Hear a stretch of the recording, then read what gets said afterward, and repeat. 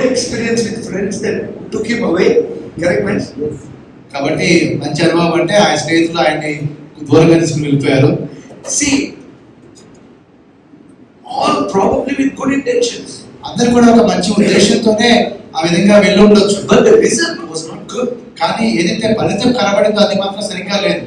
I want each one of you to pray this prayer. కానీ మీరు ప్రతి ఒక్కరు కూడా ఈ ప్రార్థన చేయాలని నేను కోరుతూ ఉన్నాను. For yourselves, అది మీకోసం చేయండి, for your children, మీ పిల్లల కోసం చేయండి, your grandchildren, మీ యొక్క మనమలు అంటే వాళ్ళ కోసం కూడా చేయండి.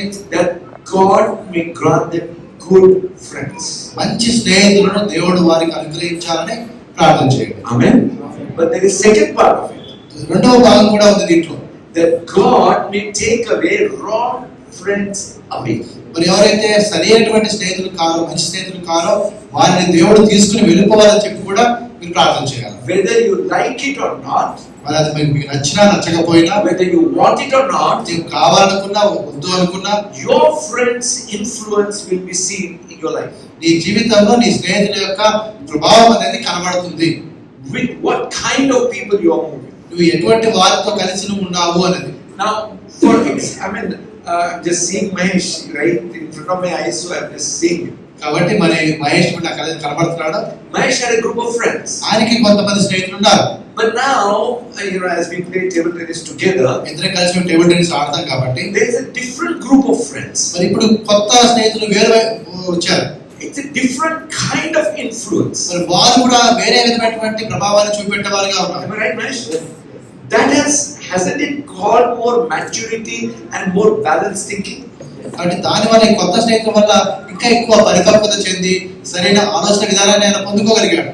It is said that if I see you, I know what kind of friends you have. కాబట్టి ఏమంటారంటే నిన్ను చూశారనుకో, నిన్ను బట్టి చెప్పగలను నీకుంటే స్నేహితులు ఎలాంటి వారు అని. Or you show me your friends, I know what kind of person you are. నీ స్నేహితులను చూపెట్టి దాన్ని బట్టి చెప్తారు అసలు నీవేంటో అనేది. So please, my brothers and sisters, కాబట్టి సహోదరి సహోదరులారా, whatever your age may be, మీకు మీ వయసు ఏదైనా కావచ్చు, we all have friends, right? మనందరికీ స్నేహితులు ఉన్నారు కదా. Yes. ఉన్నారా లేదా స్నేహితులు? Pray that God may grant you good friends and take wrong friends away. కాబట్టి ప్రార్థన చేయండి, మంచి స్నేహితులు దేవుడు తీసుకొని రావాలి, ఆ చెడు స్నేహితులను దేవుడు తీసుకుని వెళ్ళాలని. You know, one of the pressures in the world that has destroyed many young boys and girls. చాలా మంది ఎవరొస్తున్న అబ్బాయిలు కావచ్చు, అమ్మాయిలు కావచ్చు, వారి మీటువంటి ఒత్తిడి ఏంటంటే వారి జీవితాన్ని నాశనం చేసింది. It's called as peer pressure. అలాగే అదేంటంటే వాళ్ళ సమాన వయసుటువంటి వారు పెట్టే ఆ యొక్క ఒత్తిడి. That means the pressure that comes because of the people that are around you. అనగా ఆయన చుట్టూ ఎవరైతే ఉన్నారో వారిని బట్టి నీ మీద కలిగే ఒత్తిడి. You know, wanting to gel with them, అంటే వారితో కలిసి ఉండాలి అనే ఉద్దేశంతో, wanting to be like them, వారి లాగా ఉండాలనే ఉద్దేశంతో, wanting to be accepted by them, అంటే వారు అంగీకరించే విధంగా ఉండాలి అనే ఉద్దేశంతో, that destroys people. అది అనేకుల యొక్క జీవితాలను నాశనం చేస్తూ ఉంది. You need to understand your call and your responsibility in the Lord. కాబట్టి ప్రభువులో నీ యొక్క పిలుపు కావచ్చు, నీ బాధ్యత కావచ్చు, అది నీవు అర్థం చేసుకోవాలి. I'm not just talking to kids or young people. I'm talking to everyone from every generation. కాబట్టి ఏదో చిన్న పిల్లల గురించో ఎవరస్తుల గురించో నేను మాట్లాడడం లేదండి, అందరి గురించి మాట్లాడుతున్నారు. May God grant you good friends. కాబట్టి దేవుడు మంచి స్నేహితులను మీకు అనుగ్రహించును గాక. May God take wrong friends away. మరి మంచి స్నేహితులు కాని వారిని దేవుడు మీలో నుంచి మీ జీవితంలో తీసుకుని వెళ్ళిపోవును గాక. One of the most significant thing I see in my life, నా జీవితంలో నాకు అత్యంత ఒక ప్రాముఖ్యమైన విషయం ఒకటి గమనించాను. after I accepted the Lord, ప్రభువుని అంగీకరించిన తర్వాత one of the most important things God did is started taking certain friends away. ఒక ప్రాముఖ్యమైన విషయాన్ని దేవుడు ఆలోచించాడు. అదేంటంటే కొంతమంది స్నేహితులను దేవుడు దూరం చేయడం ప్రారంభించాడు. And thank God I realized it. ఆ విషయాన్ని నేను గుర్తించినందుకు బట్టి దేవుడికి వందనాలు. I did not try to run behind them again. వారి వెనక తిరిగి నేను పోవడానికి ప్రయత్నం చేయలేదు. I let them go. వారు వెళ్ళిపోతున్నాడు, వారిని వెళ్ళనిచ్చాను. My brothers and sisters, సహోదరి సహోదరులారా, God will take certain people away from your life. కాబట్టి దేవుడు కొంతమందిని మీ జీవితంలో నుంచి బయటికి తీసుకుని వెళ్ళిపోతాడు. Let them go. వారిని వెళ్ళనివ్వండి. Amen. Amen. Amen. Amen. Amen. And may God, parents, pray for your children, your grandchildren. కాబట్టి మన తల్లిదండ్రులు మీరు పిల్లల కోసం కాదు, లేకపోతే మీ యొక్క గ్రాండ్ చిల్డ్రన్ కోసం ప్రార్థన చేయండి. This is very, very important. ఇది చాలా ప్రాముఖ్యమైన విషయం. Amen. What I want to share with you today is very simple. చాలా ఒక సింపుల్ గా నేను ఈ రోజు కొన్ని విషయాలు చెప్పాలనుకుంటున్నాను. Yet it is very powerful. కానీ ఇది చాలా శక్తివంతమైనటువంటి మాట. I believe నేనేం నమ్ముతున్నానంటే our whole Christian walk is contained in these two small things. కాబట్టి మన క్రైస్తవ జీవితం యొక్క నడతంతా కూడా ఈ రెండు చిన్న విషయాల్లోనే ఇమిడి ఉంది అనుకుంటున్నాను. The title of my message is, నా ప్రసంగానికి శీర్షిక ఏంటంటే step 1, మొదటి అడుగు, step 2, రెండవ అడుగు. that's all. అంతే. Step 1, మొదటి అడుగు, step 2, రెండవ అడుగు. can you say it with me? ఆ మాట చెప్తాను వెనకాల. Step 1, step 1, step 2. మొదటి అడుగు, రెండవ అడుగు. Both are important. రెండు కూడా చాలా ప్రాముఖ్యమైన విషయాలు. You need to understand step 1 and step 2. కాబట్టి నీవు ఆ మొదటి అడుగు ఏంటో రెండవ అడుగు ఏంటో నీవు అర్థం చేసుకోవాలి. I remember when I was in NCC, నేను NCC లో ఉన్నప్పుడు we used to march, right? 1 2 1 2 1 2 1 2. ఆ విధంగా మార్చ్ చేసేవాళ్ళు కదా, 1 2 1 2 అనుకుంటూ నడిచేవాళ్ళు. Our Christian life is also 1 2 1 2 1 2 1. క్రైస్తవ జీవితం అంతా కూడా అలానే ఉంటుంది. 1 2 1 2 1 2 1 2 అనుకుంటూ నడుస్తాం. Don't change the sequence. దీన్ని మీరు మార్చకండి. Don't miss the sequence. దీంట్లో నుంచి ఏదో కూడా జారిపోకండి, పడిపోకండి. Let us see John chapter 6 verse 44. మరి యోహాను 6:44 చూద్దాం. No one can come to me unless the Father who sent me draws him, and I will raise him up at the last day. 4. అందుకు యేసు, నన్ను పంపిన తండ్రి వారిని ఆకర్షిస్తేనే కానీ ఎవడునూ నా యొద్దకు రాలేడు, అంత్యదినమున నేను వారిని లేపుదును. Let me read once again. ఈ మాట నేను మళ్ళీ చదువుతాను. No one can come to me unless the Father who sent me draws him, and I will raise him up at the last day. నన్ను పంపిన తండ్రి వారిని ఆకర్షించితేనే కానీ ఎవడునూ నా యొద్దకు రాలేడు, అంత్యదినమున నేను వారిని లేపుదును. How many steps do you see? ఇక్కడ ఎన్ని భాగాలు లేదా ఎన్ని అడుగులు మనం చూస్తూ ఉన్నాం?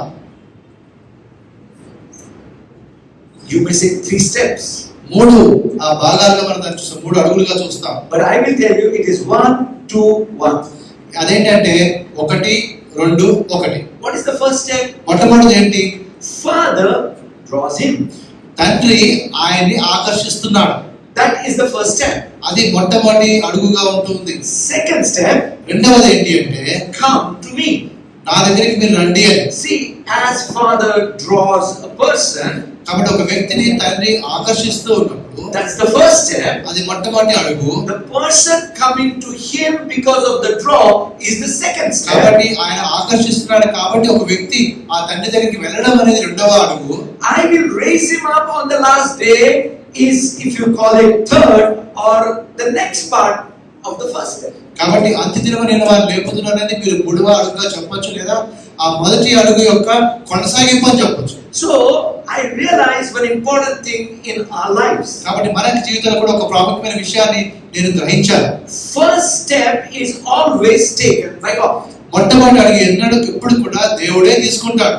Your step is of no significance unless God has taken the first step. కాబట్టి ఆయన ఆ మొదటి అడుగు వేయకపోతే నీవు వేసే అడుగులకి ఎటువంటి ప్రాధాన్యత ఉండదు.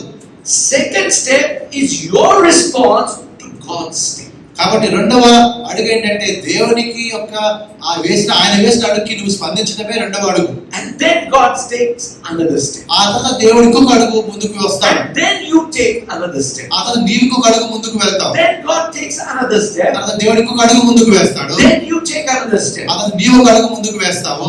It is it's like, I remember my swimming lessons. కాబట్టి నాకు జ్ఞాపకం ఉంది, నేను స్విమ్మింగ్ నేర్చుకున్నప్పుడు కొన్ని పాఠాలు నేర్పించాను. And the person who taught me was a person called Vijay.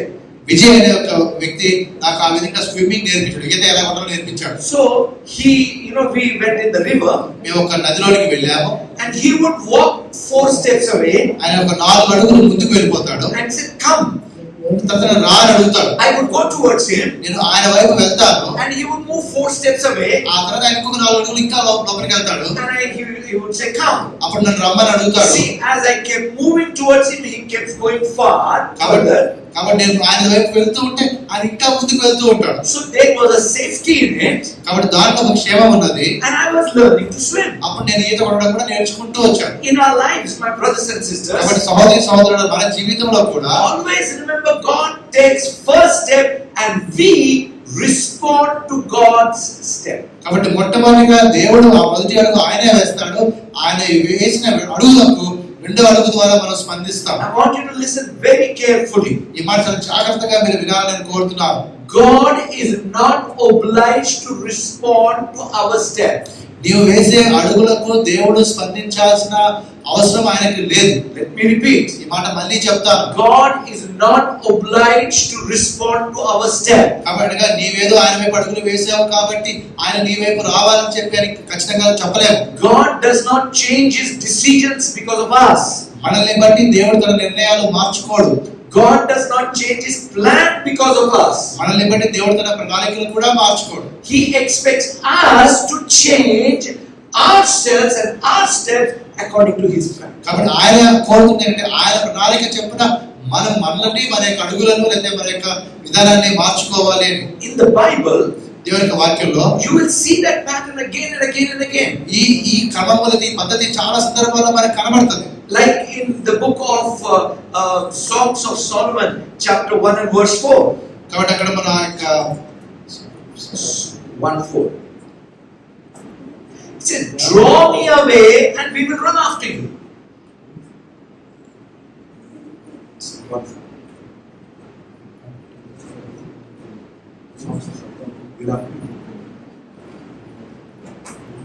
What's that? Okay 4వ వచనం.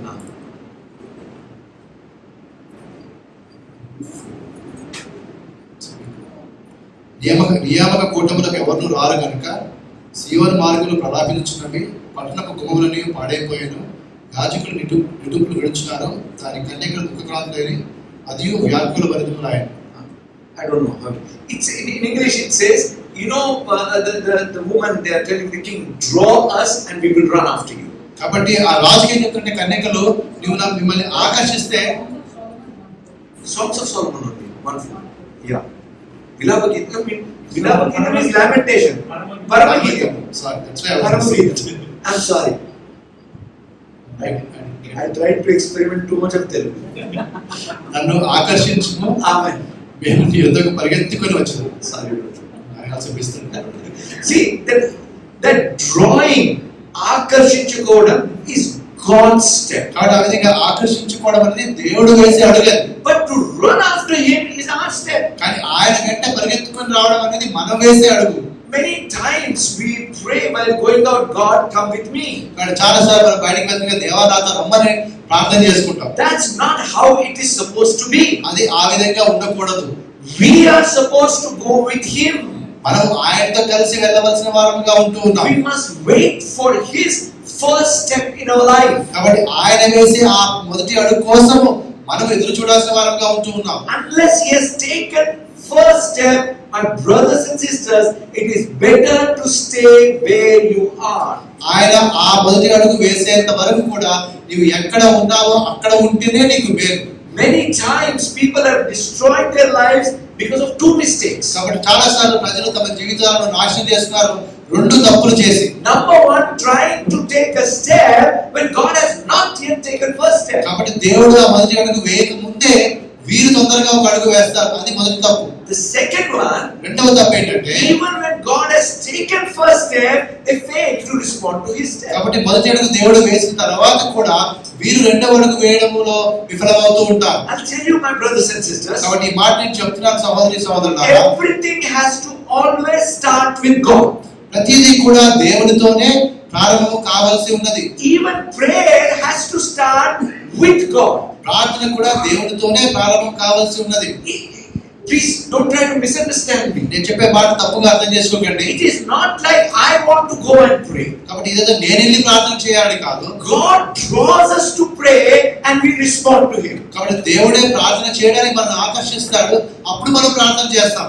He has to, we need to give Him that opportunity to draw or take the first step in our life. ఇక్కడ మనకు కూడా దేవుడికి అవకాశం ఇవ్వాలి, ఆయన మనల్ని ఆకర్షించడానికి లేకపోతే ఆయన మొదటి అడుగు వేయడానికి. Many times we are in a hurry to take the step. చాలా సార్లు మనం తొందరపడుతూ ఉంటాం అడుగు వేయాలని చెప్పి. I always find the conversation of Jesus with Samaritan woman very amazing. కాబట్టి చాలా ఇప్పుడు కూడా నాకు మరి సమరయ స్త్రీతో యేసు వారు మాట్లాడిన ఆ సంభాషణ చాలా వింతగా గొప్పగా అనిపిస్తుంది. In John chapter 4, let's just quickly see. యోహాను 4వ అధ్యాయం చూద్దామా. It's very, very important. చాలా ప్రాముఖ్యమైన మాటలు. Okay, verse 7. 7వ వచనం. A woman of Samaria came to draw water. Jesus said to her, "Give me a drink." సమరయ స్త్రీ ఒక నీళ్లు చేదుకొట్టొకని లాగా యేసు నాకు దాహమునకి ఇమ్మని ఆమెను అడిగాను. Now, two important questions. ఇక్కడ రెండు ప్రాముఖ్యమైనటువంటి ప్రశ్నలు. She did not know who he is. ఆయన ఎవరో ఈమెకు తెలియదు. Right? అవునా కదా? He knew who she is. కానీ ఆమె ఎవరో ఈయనకు తెలుసు. Correct? అవునా కదా? Now, who started the conversation? కాబట్టి అక్కడ సంభాషణ ఎవరు ప్రారంభించారు? Jesus. యేసు వారు ప్రారంభించారు. And then as she responded, ఆమె ఆ సంభాషణకి స్పందించడం ప్రారంభించిన తర్వాత then the conversation went to such a deep level. అదంతా చాలా లోతుగా ఆ సంభాషణ కొనసాగినట్టుగా చూస్తున్నాం. Her life and the life of her village was never the same again. కాబట్టి ఆమె జీవితం కావచ్చు, ఆమె ఏ గ్రామం నుంచి వచ్చినా గ్రామస్తులకి జీవితం అనేది పూర్తిగా మారిపోయింది. Am I right? అవునా కాదు? But that's not the only point here. అక్కడ ఒక్క మాట మాత్రమే కాదు. The second important point, listen very carefully. ఇంకొక రెండో మాట చాలా జాగ్రత్తగా గమనించండి ఈ మాట. With whose need did the conversation start? ఎవరి అవసరతతో ఈ సంభాషణ ప్రారంభమైంది? Was it the need of woman or Jesus? కాబట్టి అక్కడ ఆ స్త్రీకి ఒక అవసరం ఉన్నదా లేకపోతే యేసు వారికి ఒక అవసరం ఉన్నదా ఈ సంభాషణ ప్రారంభమైనప్పుడు? It was the need of Jesus. అది యేసు ప్రభు యొక్క అవసరంగా He ఉంటుంది. said, "Give me a drink."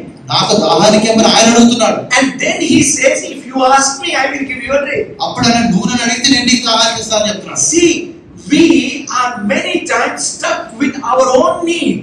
కాబట్టి చాలా సార్లు మనము మన సొంత అవసరంతోనే మనం ఆగిపోయి ఉంటాం. But everything starts, please listen carefully, with the need that God has. కాబట్టి చాలా జాతీయ మాట కావచ్చు, ప్రతిదీ కూడా దేవునికి ఉండే అవసరతతో ప్రారంభమవుతుంది. It is not about God lacks anything. అనగా ఏదో దేవునికి ఏదో కొరతగా ఉన్నది అని కాదు. He is the sovereign almighty God, the creator of the heavens and the earth. కాబట్టి ఆయన సర్వశక్తి గల దేవుడు, సర్వాధికారి, ఆకాశాన్ని భూమిని సృష్టించిన సృష్టికర్తగా ఉన్నాడు. But what he needs is we, his children, may fulfill his purpose in our life. కాబట్టి ఆయనకి అవసరం ఏంటి అంటే ఆయన బిడ్డలమైన మనము మన యొక్క జీవితంలో ఆయన యొక్క చిత్తాన్ని నెరవేర్చాలని చెప్పి. If you realize he thirsts to meet our thirst. కాబట్టి అక్కడ ఆయన దప్పిక ఎందుకు కొన్నాడు అంటే మన దప్పికను తీర్చడం కోసం ఆయన దప్పిక కొన్నాడు. But every time we go to him with our thirst and forget about his thirst. ప్రతిసారి మనం మన దప్పికను తీర్చుకోవడానికి ఆయన దగ్గరికి వస్తున్నామే తప్ప ఆయన దప్పికని గురించి మనం పట్టించుకోవడం లేదు. You remember what Jesus said in Matthew 6:33? మరి యోహాను మత్తయి 6:33 ప్రభు చెప్పిన మాట జ్ఞాపకం ఉంది కదా. You first meet my thirst. నాకుండే దప్పికని ముందు మీరు తీర్చండి. That means first seek the kingdom of God and my righteousness. అనగా నా యొక్క రాజ్యం, నా యొక్క నీతిని మీరు మొదట వెతకండి. And then I will take care of everything.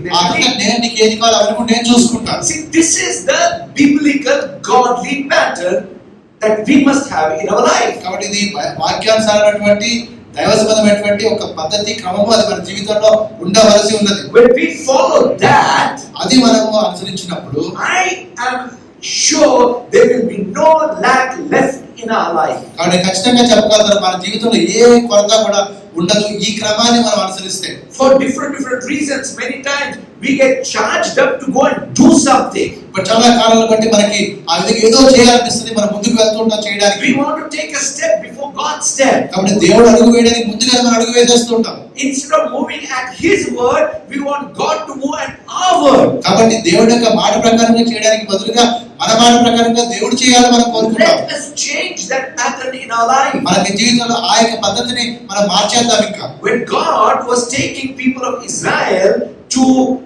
the promised land, కాబట్టి దేవుడు ఇశ్రాయేలు వారిని ఆ యొక్క వాగ్దాన భూమికి తీసుకుని వెళ్తూ ఉండగా Bible tells a pillar of cloud by the day and the pillar fire by the night was always before them. కాబట్టి మరి రాత్రి మేఘ స్తంభంలో నుంచి పగలు అగ్ని స్తంభంలో నుంచి దేవుడు వారు నడిపిస్తున్నాడని వాక్యం చెప్తుంది. Whenever the pillar would move, ఆ యొక్క స్తంభం ముందుకు కదులుతూ ఉండగా they would simply pack up their camp and move. వెంటనే వారు కూడా సామానంతా సర్దుకొని దాని వెంట వెళ్ళేవారు. No questions asked. ఎవరు కూడా ఏ ప్రశ్న అడిగేవారు కాదు. Where was that pillar leading them? ఆ యొక్క స్తంభం అనేది ఎక్కడికి వారు నడిపిస్తూ ఉంది? To the promised land. ఆ వాగ్దాన భూమికే నడిపిస్తుంది. To your promised land, God will lead you. కాబట్టి నీ వాగ్దాన భూమికి దేవుడు నిన్ను నడిపిస్తాడు. But it has to be always first step from God and your response to His step. కానీ ప్రతిసారి కూడా మొట్టమొదటి అడుగు దేవుడే వేస్తాడు.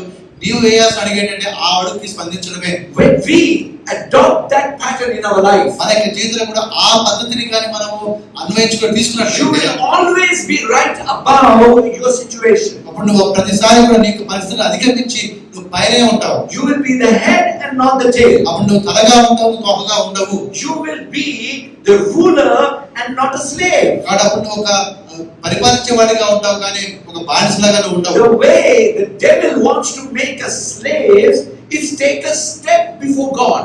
కాబట్టి అపవాది కూడా మనం బానిసలుగా ఎలా చేస్తాడు అంటే దేవుడు అడుగు వేయడానికి ముందుగా మనం అడుగు వేసేట్టుగా చేస్తాడు. How did Adam and Eve became slaves? మరి ఎందుకు ఏ విధంగా ఆదాము హవ్వలు ఆ విధంగా బానిసలుగా మారిపోయారు? Remember, in the Garden of Eden, kings became slaves. కాబట్టి ఆ యొక్క ఏదైనా వనంలో మరి రాజుగా ఉండాల్సిన వారు మరి బానిసలు అయిపోయారు. Because they took a step without God's step. కాబట్టి దేవుడు అడుగు వేయక ముందుగా వీరు సొంతంగా ఒక అడుగు వేశారు.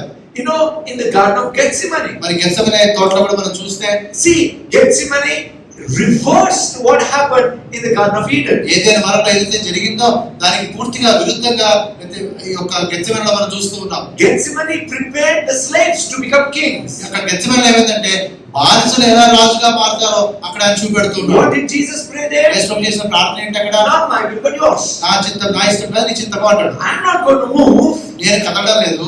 You move. నీవు కదిలితే ముందుగా I will simply say yes to you.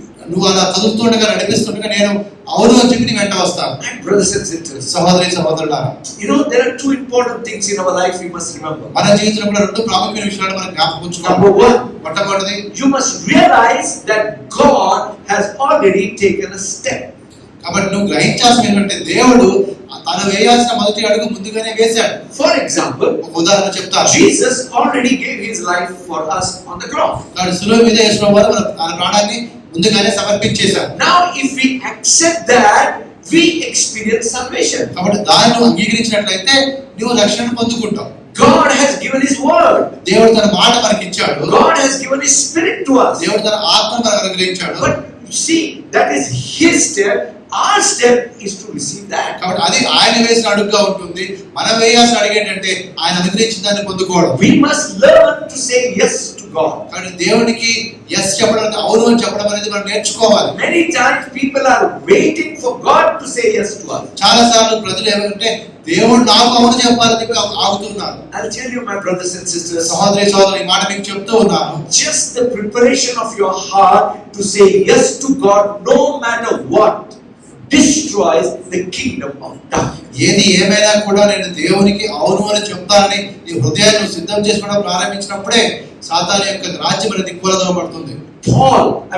Saul, who became Paul, కాబట్టి మరి పౌలుగా మారినటువంటి సౌలు, he was going his way. ఆయన తన మార్గంలో వెళ్తూ ఉన్నాడు. God took a step. అప్పుడు దేవుడు ఒక అడుగు ముందుకు వేశాడు. And look at this man, he responded, and God says, okay, you will be an apostle. అప్పుడు ఈ వ్యక్తిని మీరు చూడండి, ఆయన ఆ అడుగుకి ఆయన స్పందించాడు. అప్పుడు అవును నువ్వు అపోస్తలుడైన పౌలుగా మార్చబడతావు. Even think about King David. మరి దావీదు రాజు కూడా మీరు అసలు చూడండి. It was God who took the first step to call him. ఆయన్ని పిలవడం అనేది దేవుడు వేసిన మొట్టమొదటి అడుగు. It was God who took the first step to call Jeremiah when he was a child. కానీ పిల్లవాడిగా ఉన్నప్పుడు ఇర్మియాను దేవుడు పిలిచాడు. అది దేవుడు వేసిన మొదటి అడుగు. When Moses realized that he is a deliverer, కాబట్టి ఎప్పుడైతే మోషేకి అర్థమైందో ఆ విడుదల అనుగ్రహించేవాడుగా నేను ఉన్నానని, he took his step and killed an Egyptian. ఆయన తన సొంతంగా ఒక అడుగు వేసి ఐగుప్తీయుని చంపేశాడు. what's the outcome of it? అప్పుడు ఆయన వచ్చిన ఫలితం ఏంటి? He had to run away. ఆయన పారిపోవాల్సిన పరిస్థితి వచ్చింది. 40 years he waited.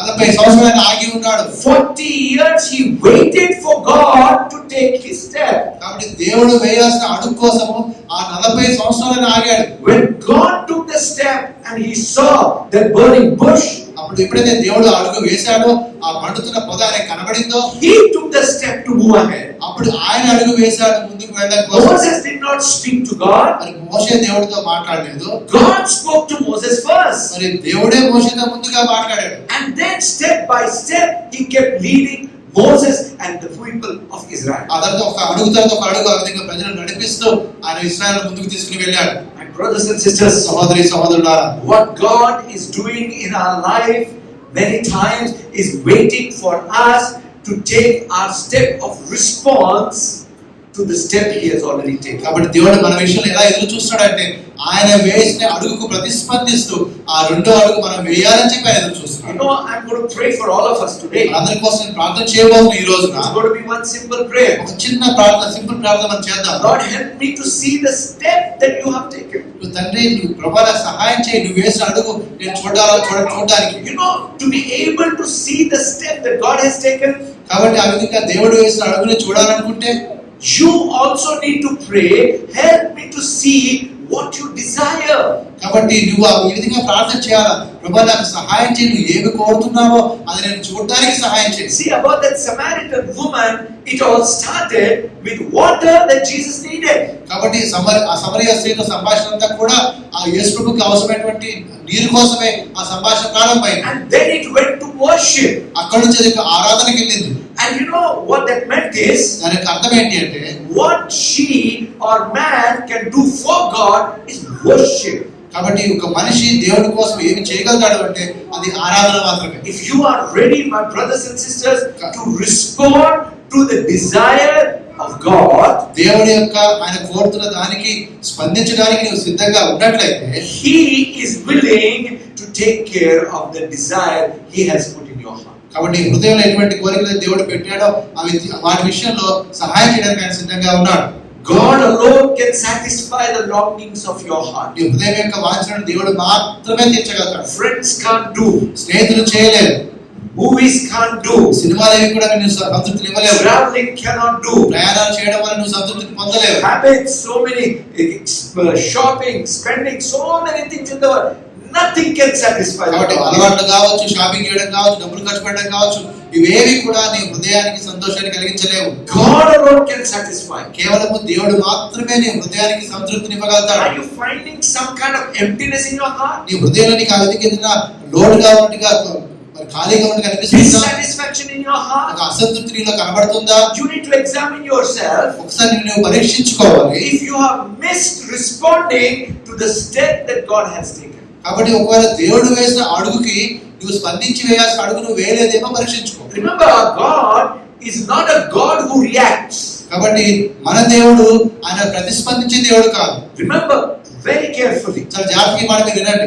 God is not going to do something because you have done something. నువ్వేదో చేసావు కాబట్టి దాన్ని స్పందిస్తూ దేవుడు ఒక పని చేయడు. That's why God says that you know, if someone slaps you, you don't slap back. కాబట్టి ఆయన అంటాడు, నిన్ను ఎవరైనా చెప్పేది కొడితే నువ్వు తిరిగి కొట్టొద్దు అంటాడు. If you know, people, they were accusing Jesus, he just kept quiet. కాబట్టి యేసు చాలా మంది నిందలు వేస్తున్నప్పుడు ఆయన మౌనంగా ఉండిపోయాడు. What Jesus did was not controlled by what others did. కాబట్టి యేసు ఏదైతే చేశాడో అది వేరే వాళ్ళు చేసిన క్రియల మీద ఆధారపడి లేదు. What God does is not controlled by what you are doing. కాబట్టి నువ్వు చేసే దానిని బట్టి దేవుడు చేసే పనులు ఆధారపడి ఉండవు. God does things according to his plan. దేవుడు సమస్త కూడా ఆయన ప్రణాళిక చొప్పునే చేస్తాడు. Listen very carefully. ఈ మాట చాలా జాగ్రత్తగా మీరు వినాలి. God does things in our life according to his plan. కాబట్టి దేవుడు మన జీవితంలో ఆయన చేసే పనులు ఆయన ప్రణాళిక చొప్పునే ఉంటాయి. And waits till we respond and take the right step. కాబట్టి ఆయన ఎదురు చూస్తాడు మనం స్పందించి సరియైన అడుగు ఆయన వైపు వేయడం కోసం. So many times you will see in the Bible, చాలా సార్లు బైబిల్లో ఈ మాట మనం గమనిస్తాం. God with a pain in his heart, he says, why are you not repenting? చాలా హృదయంలో బాధతో దేవుడు చెప్తున్నాడు, ఎందుకు నీవు ఇంకా ఆ మారు మనసుతో పశ్చాత్తాపం పొందడం లేదు? Why are you not changing your thinking? ఎందుకు నీవు ఇంకా నీ ఆలోచన మార్చుకోవడం లేదు? I mean, you want to go your way and want me to come with you. నీవు నీ మార్గంలో వెళ్తూ నీ వెంట నన్ను రమ్మంటున్నావు. Rather than that, seek where I am going and come with me. That is where you will have goodness. దానికి బదులుగా నువ్వు నేను ఎటువైపు వెళ్తున్నానో నువ్వు నన్ను అడిగి తెలుసుకుని నా వెంట రా, అప్పుడు అది నీకు మంచి కలిగిస్తుంది. You know, the other day I was reading something from the book of Exodus. మరి ఆ నిర్గమకాండ నుంచి నేను చదువుతున్నాను. God told Moses, I will make my goodness pass before you. కాబట్టి నా యొక్క మంచితనాన్ని నేను నీ ఎదుట కళ్ళెదుట నడిపిస్తానని చెప్పాడు. And he said, while my goodness passes before you, I will hide you in the cleft of the rock. కాబట్టి నేను ఆ విధంగా ఆ మంచితనాన్ని నడిపిస్తూ ఉండగా నేను ఒక కొండ చర్య దాటని దాస్తానని చెప్తున్నాను. I wondered, when goodness is passing, why I need to be hidden from the goodness. కాబట్టి ఆ దేవుడి యొక్క మంచితనం అనేది ప్రయాణం చేస్తుండగా నేను ఎందుకు దాచిపెట్టబడాలి? And I realized, అప్పుడు నేను గమనించిన విషయం the goodness of God is so good and so great. కాబట్టి ఆయన యొక్క ఆ మంచితనం అనేది ఎంత గొప్పది, ఎంత విలువైనదంటే that I am not ready to handle it. దాన్ని నేను హ్యాండిల్ చేయలేకపోవచ్చు. Sometimes, you know, the love is so great we are not able to handle it. కానీ ఆ ప్రేమ కూడా చాలా గొప్పది. కొన్నిసార్లు ఆ ప్రేమను ఎలా హ్యాండిల్ చేయాలో మనకు తెలియదు. I don't know whether children ever understand the love of their father and mother. కాబట్టి పిల్లలకి వాళ్ళ తండ్రి యొక్క ప్రేమ ఎప్పుడు అర్థమవుతుందో నాకైతే తెలియదు. I realized that the love of my father only when I became a father. నేను తండ్రి అయినప్పుడే అసలు నా తండ్రి ప్రేమ ఏంటో నాకు అర్థమైంది. In the same way, the love of mother. అదే విధంగా తల్లి ప్రేమ కూడా. My brothers and sisters, సహోదరులారా, you need to realize how much God loves you and how good He wants to be to you. కాబట్టి దేవుడు నిన్ను ఎంతగా ప్రేమిస్తున్నాడో, నీ విషయంలో ఎంతగా ఆయన ఆ మంచిని చేయాలని ఇష్టపడుతున్నాడో ఆ విషయాన్ని గ్రహించాలి. Sometimes people they ask a question, why can't God give this to me? మరి కొన్నిసార్లు దేవుడు ఎందుకు ఇది ఎందుకు నాకు ఇవ్వడం, ఇచ్చేయచ్చు కదా అంటారు. I always remembered one story that I had read. ఒక కథ నేను చదివాను, ఇప్పుడు జ్ఞాపకం ఉంటుంది. One rag picker in London won a lottery of I think 1 million euros. కాబట్టి ఒక చిత్తు పేపర్లు ఎత్తుకుని ఒక వ్యక్తి లండన్ లో అనుకుంటే ఆయన మరి దాదాపు కొన్ని లక్షల డబ్బులు ఒక లాటరీ దొరికింది అని. That means 10 lakh euros. అనగా 10 లక్షల euros. That means 2 more hundreds you have to add to it to compare with our Indian currency. కాబట్టి దానికి ఒక 200 ఇంకా మనం కలిపినట్లయితే మన భారతదేశం యొక్క కరెన్సీ వస్తుంది. That means almost 10 crore rupees. దాదాపుగా 10 కోట్లు. And you know, I'm sure many of us would think if I get 10 crores, I can live happily throughout my life and my next generation also can happily. కాబట్టి మనం అనుకోవచ్చు 10 కోట్లు అంటే మనము హాయిగా సంతోషంగా బతకచ్చు, రాబోయే తరం కూడా హాయిగా బతికేయచ్చు. But you know what happened with this man? కానీ ఈ వ్యక్తికి ఏం జరిగిందో తెలుసా మీకు? Within next 3 years he was back picking up the rags again. 3 సంవత్సరాల లోపలే ఆ లాటరీ పొందిన తర్వాత ఆయన తిరిగి చిత్తు పేపర్లు ఏర్పడడం ప్రారంభించాడు. You know the reason? కారణం ఏంటో తెలుసా మీకు? He could not handle what came to him. ఆయన చేతికి ఏదైతే వచ్చిందో దాన్ని ఆయన హ్యాండిల్ చేయలేకపోయాడు. God doesn't want what He gives to us to be wasted. కాబట్టి దేవుడు ఎప్పుడు కూడా ఆయన మనకు అనుగ్రహించింది వృధా కావడం ఆయనకి ఇష్టం లేదు. And I realize that's why He holds His goodness back from us. కాబట్టి అందుని బట్టి దేవుడు కొన్నిసార్లు ఆయన మనకి ఇవ్వాల్సిన మంచితనాన్ని మనకి ఇవ్వకుండా ఆపి ఉంచుతాడు. But as we begin to follow these steps, కానీ ఎప్పుడైతే మనం ఈ అడుగుల గుండా వెళ్ళడం ప్రారంభిస్తామో, that means God's step and then my response, God's step and my response. అనగా దేవుడు వేసే అడుగు నా స్పందన, దేవుడు వేసే అడుగు నా స్పందన. We start getting prepared to handle the greater level of goodness in our lives. అప్పుడు మనము ఇంకా చాలా గొప్ప వాటిని మనం మన జీవితంలో హ్యాండిల్ చేయడానికి మనం సిద్ధపడి ఉంటాం. My brothers and sisters, సహోదరులారా, God is good. దేవుడు మంచివాడు. If I have to say, He is too good. ఆయన చాలా మంచివాడు అని చెప్తాను. There is a saying in the world. ఈ లోకంలో ఒక మాట ఉంది కదా, if it is too good to be true, it is probably not true. కాబట్టి అది if it is too good to be true, then probably it is not true. కాబట్టి అది చాలా మంచిదిగా మనకు కనబడినప్పుడు అది మంచిది కాదేమో. But our God is too good and He is true. కాబట్టి ఆయన సత్యముగా ఉన్నాడు, చాలా మంచివాడుగా ఉన్నాడు. చాలా మంచివాడు. కాబట్టి చాలా మంచివాడు దేవుడు. My brothers and sisters, సహోదరులారా, God is preparing you to move and experience the goodness. కాబట్టి అటువంటి మంచి అనుభవాన్ని దేవుని యొక్క మంచితనాన్ని పొందుకోవడానికి దేవుడిని సిద్ధం చేస్తూ ఉన్నాడు. Think about it. why God had to take so many years to take the people of Israel from Egypt to the land of Canaan. కాబట్టి ఐగుప్తులో నుంచి ఆ కనాను దేశానికి ప్రజలు నడిపించడానికి దేవుడు ఎందుకు అంత సమయం తీసుకున్నాడు? Because Canaan, they were going to be kings. కానీ ఎందుకంటే కనానులో వారు రాజులుగా ఉండబోతున్నారు. They were going to be free. అక్కడ వారికి ఆ స్వతంత్రం పొందిన వారుగా ఉండబోతున్నారు. But in Egypt, కానీ ఐగుప్తులో they were slaves. వారు బానిసలుగా ఉన్నారు. Generations of trained slaves. కాబట్టి అనేక తరాలుగా బాగా తర్ఫీదు ఉన్నటువంటి అనుభవం ఉన్నటువంటి బానిసలుగా ఉన్నారు. A slave is given a kingdom to rule, it will be a kingdom of slaves. కాబట్టి ఒక బానిసకి కానీ ఒక రాజ్యాన్ని మనం ఇచ్చి పరిపాలన చేయబట్టి అది ఒక బానిసల రాజ్యంగా ఆ వ్యక్తి మార్చేస్తాడు. So step by step God wanted to change their mindset that they may experience the freedom, the milk and honey flowing in the land. కాబట్టి దేవుడు సమయాన్ని తీసుకుని ఒక అడుగు తర్వాత ఒక అడుగు వారిని సిద్ధం చేస్తూ వారిని రాజులుగా మార్చాడు. అప్పుడు పాలు తేనెలు ప్రవహించే దేశంలో వారు ఆ విధంగా మంచిగా జీవించగలుగుతారు. And there was a time when God told them, go in. కాబట్టి ఒక సమయం వచ్చి దేవుడు అన్నాడు, మీరు లోపలికి వెళ్ళండి, I'm going ahead of you. నేను మీకు ముందుగా వెళ్తున్నాను. And what was their response? వాళ్ళు చెప్పిన స్పందన ఏంటి? There is too much of difficulty there. అక్కడ చాలా కష్టాలు ఉన్నాయి. There are giants over there. అక్కడ చాలా పెద్దవారు ఉన్నారు. See, they failed to respond to God's step. కాబట్టి దేవుడు వేసిన అడుగుకి వారు స్పందించలేకపోయారు. The second mistake they did, రెండో తప్పు వారు ఏం చేశారంటే, when God said the time is over, ఇప్పుడు సమయం అయిపోయిందని దేవుడు చెప్పినప్పుడు they realized, oh no, now we will go. అప్పుడు వారు లేదు ఇప్పుడు రెడీగా ఉండి మేము వెళ్తామని చెప్పారు. They all were destroyed. వారందరూ కూడా ఆ విధంగా వెళ్ళేవారు Many of నాశనం them అయిపోయారు. died over there. They could not fight against the Canaanites. కాబట్టి కనానీయులతో పోరాడలేక యుద్ధంలో చాలా మంది అడుగు చనిపోయారు. Why? ఎందుకు? First of all, they failed to respond to God's step. మొట్టమొదటిగా దేవుడి యొక్క వేసిన మొదటి అడుగుకి వారు స్పందించలేకపోయారు. And the second thing, రెండవది they tried to take their own step. వారు సొంతగా అడుగులు వేయడం ప్రారంభించారు. Even in the book of Samuel we read, సమూయేలులో మనం మాట చూస్తాం, Israel was getting into a war with Philistines. ఫిలిష్తీయులతో యుద్ధం జరుగుతుంది ఇశ్రాయేలుకి. That was not God ordained. అది దేవుడు ఏర్పాటు చేసిన యుద్ధం కాదు. The people of Israel were in sin. కానీ ఇశ్రాయేలు వారు పాపంలో ఉన్నారు కాబట్టి, So when the armies were right in front of each other, కాబట్టి ఒకరికి ఎదురుగా ఒకరు సైన్యం నిలబడినప్పుడు they thought if God is with us, దేవుడు మాతో ఉన్నట్లయితే we will win. మేము గెలుస్తాం So అనుకున్నారు. they carried the ark of God to the అప్పుడు battlefield. వారు దేవుడి నిబంధన మందసాన్ని కూడా యుద్ధ భూమికి తీసుకుని వెళ్ళారు. And they thought God is here with us. కాబట్టి వారు అంటున్నారు దేవుడు మాతో ఉన్నాడు. But what happened? కానీ ఏమైంది? Philistines rose up and destroyed people of Israel and captured the ark. ఆ ఇశ్రాయేలు మీదకి ఫిలిష్తీయులు వచ్చారు, వారిని నాశనం చేసి ఓడించారు. ఆ నిబంధన మందసాన్ని కూడా పట్టుకుని వెళ్ళిపోయారు. What was the mistake? వారు చేసిన పొరపాటు ఏంటి? They tried to take a step without God. కాబట్టి దేవుడు లేకుండా వారు ఒక అడుగు వేయడానికి ప్రయత్నం చేశారు. And they tried to draw God with them rather than being drawn by God. కాబట్టి దేవుడినే వారితో కలుపుకొని ముందుకు పోవడం ప్రయత్నించారు తప్ప దేవుడితో కలిసి ప్రయాణం చేయడానికి వారు ఇష్టపడలేదు. David was a wonderful king. కానీ దేవుడు దావీదు మంచి అద్భుతమైన రాజు. He always waited on God. ఎప్పుడు కూడా దేవుడి మీద ఆధారపడ్డవాడు. And Moses learned that lesson. మోషే కూడా ఆ పాఠం నేర్చుకున్నాడు. He says, Lord, unless you go with us, there is no point in going. కాబట్టి నీవు మాతో రాకపోతే మేము పోవడం వల్ల లాభం. Every single battle of David, you see, మరి ప్రతి యుద్ధం కూడా దావీదు చేసినప్పుడు he waited upon God to take the step దేవుడు అడుగు వేయాలని చెప్పి ఆ దావీదు ఆగాడు. and just rallied behind God. That's all. ఆయన దేవుడు వెళ్తూ ఉంటే ఆయన వెంటనే వెళ్ళాడు. That is what is expected in our lives, my brothers and sisters. కానీ ఇది మన జీవితంలో కోరబడుతుంది సహోదరి సహోదరులు.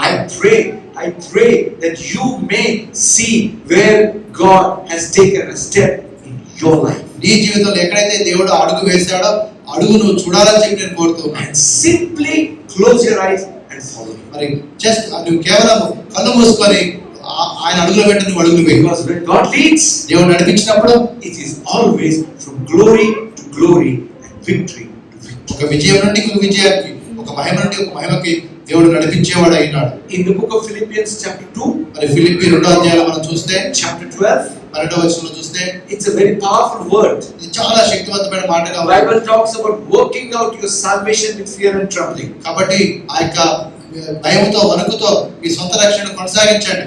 But when you join 12 and 13, కానీ 12 పదవులు కలిపి మీరు చదివితే it gives us a complete picture. అప్పుడు పూర్తిగా మనకి అర్థమవుతుంది ఆ మాటలేంటో. Let's read.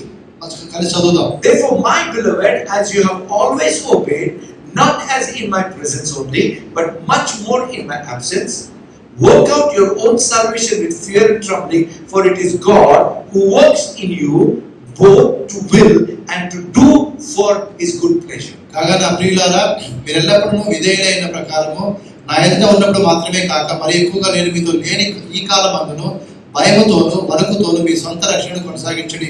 ఎందుకనగా మీరు ఇచ్చేయించుటకును కార్యసిద్ధి కలుగు చేసుకుంటకును తన దయా సంకల్పం నెరవేర్టకై మీలో కార్యసిద్ధి కలుగు చేయవాడు దేవుడే. Hallelujah. God causes his will to be known and manifested in you. కాబట్టి దేవుడు తన చిత్తాన్ని మనకు బయలుపరిచి అది మన జీవితంలో అది కార్యసిద్ధి కలిగి చేసే విధంగా దేవుడే చేస్తాడు. Wait for that. దానికోసం మీరు ఎదురు చూడండి. When you wait for that, దానికోసం మీరు ఆగి ఉన్నప్పుడు he also provides you strength for that. దానికి సరిపోయేంత బలాన్ని కూడా దేవుడు మీకు అనుగ్రహిస్తాడు. God does not work on the principle of loan and debts. No. కాబట్టి దేవుడు ఎప్పుడు కూడా అంటే ఏదో అప్పించాను అన్నట్టుగా ఆ విధంగా ఆయన పనిచేయడు. He will provide you everything that is needed to fulfill his will. కాబట్టి ఆయన యొక్క చిత్తాన్ని నెరవేర్చడానికి ఏదైతే కావాలో అంతా కూడా ఆయనే సమకూరుస్తాడు. But for that, అది జరగాలి అంటే you need to seek and wait for the manifestation of his will. కాబట్టి ఆయన చిత్తం యొక్క ప్రత్యక్షత కొరకు నీవు వెతకాలి, ఎదురు చూడాలి. My brothers and sisters, సహోదరులారా, you may be wondering, how will I know his will? మీకు అనిపించవచ్చు నాకు దేవుని చిత్తం ఎలా తెలుస్తుంది. Many people in the Christian world are confused about how can I know his will. కాబట్టి చాలా వరకు క్రైస్తవ జీవితంలో చాలా మందికి చాలా గందరగోళంగా ఉంది. దేవుని చిత్తం నాకు ఎలా తెలుస్తుంది. Even I was confused and stressed about it.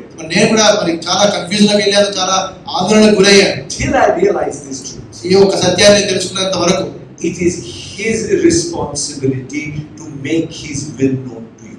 మరి ఇది ఆయన బాధ్యతగా ఉంటుంది, ఆయన చిత్తాన్ని నాకు చెప్పడం అనేది. You need to seek. నువ్వు ఎదగాలి. He will make it known to you in his own special way to you. కాబట్టి ఆయన తనకి తోచిన ప్రత్యేకమైన విధానంలో ఆయన తన చిత్తాన్ని బయలుపరుస్తాడు. The way he makes it known to me may be different than the way he makes it known to my brother. కాబట్టి దేవుడు తన చిత్తాన్ని నాకు బయలుపరిచే విధానము నా సహోదరునికి బయలుపరిచే విధానం వేరుగా ఉండొచ్చు. He will make it known to you. నీకు కూడా ఆయన తన చిత్తాన్ని బయలుపరుస్తాడు. But sincerely, with a true heart, start seeking. కాబట్టి శ్రద్ధ కలిగి మరి యథార్థమైనటువంటి మనసుతో నీవు వెతకడం ప్రారంభించాలి. I have always told you about two prayers. ఎప్పుడు కూడా నేను రెండు ప్రార్థనలు చెప్తూ ఉంటాను. One in the book of Exodus chapter 33:13. మరి నిర్గమకాండం 33:13 ప్రార్థన ఉంది. Where Moses says, "Make your ways known to me that I might know you."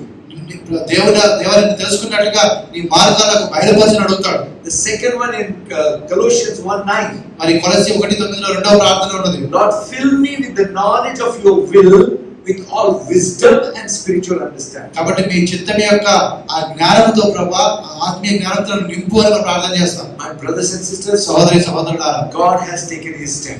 దేవుడు తన అడుగు వేశాడు. You need to know that step. నీవు ఆ అడుగేంటో నువ్వు తెలుసుకోవాలి. Yield to that step. ఆ యొక్క అడుగు మీద నువ్వు ఆధారపడాలి. And let me tell you, without any stress, you will fulfill his will. ఎటువంటి ఒత్తిడి లేకుండా నీవు దేవుని చిత్తాన్ని నీ జీవితంలో నెరవేరుస్తావు. Remember what Jesus said? యేసు చెప్పిన మాట జ్ఞాపకం ఉంచుకో. Those who are weary and heavy laden. ఎవరైతే ప్రయాసపడి భారం మోసుకుంటూ ఉన్నారో, what are you heavy laden with? దేనితో నువ్వు ఆ విధంగా భారాన్ని మోస్తూ ఉన్నావు? The whole people of Israel were heavily laden with the requirements of the Lord to satisfy God. కాబట్టి దేవునికి సంతృప్తి ఇవ్వడం కోసము ఆ ధర్మశాస్త్ర సంబంధమైన క్రియల విషయంలో ఇశ్రాయేలు వారు చాలా భారం కలిగి ఉన్నారు. And nobody could do it. కానీ ఎవరు కూడా దాన్ని నెరవేర్చలేకపోయారు. That's why their stress was ever increasing. దాన్ని బట్టి వారి ఒత్తిడి పెరుగుతూనే ఉంది, కానీ తగ్గడం లేదు. Jesus said, కాబట్టి యేసువారు అన్నారు, simply come to me. మీరు నా దగ్గరికి రండి, I will give you rest. నేను మీకు విశ్రాంతిని ఇస్తాను. I will give you rest. నేను మీకు విశ్రాంతిని ఇస్తాను. Take my yoke upon you. మీ మీద నా కాడి వేసుకోండి. My yoke is easy and my burden is light. కాబట్టి నాకు భారం అనేది నా కాడి చాలా సులువుగా ఉంది, మరి మోసే విధంగా ఉంది. What is required of you is very less. కాబట్టి మన నుంచి ఏదైతే కోరబడుతుంది చాలా తక్కువ. When we try to do things on our own, it becomes a heavy burden. కాబట్టి ఏదైతే మన సొంతంగా మనం చేయాలంటే అప్పుడు చాలా భారంగా మనకు మారిపోతుంది. But when you rush to him కానీ దేవుని దగ్గరికి పరిగెత్తినప్పుడు and tell him, ఆయనకి ఈ విధంగా చెప్పినప్పుడు, Lord, let your will be done. ప్రభువా, మీ చిత్తం నెరవేర్చబడును గాక. I am ready to walk with you. నేను నీతో కలిసి నడవడానికి సిద్ధంగా ఉన్నాను. Make your ways known to me. మీ యొక్క మార్గాన్ని నాకు తెలియజేయి. Life changes for good. నీ మంచికే నీ జీవితం మార్చబడుతుంది. You know, first thing that happens, మొట్టమొదటి విషయం తెలుసా మీకు? you get rest.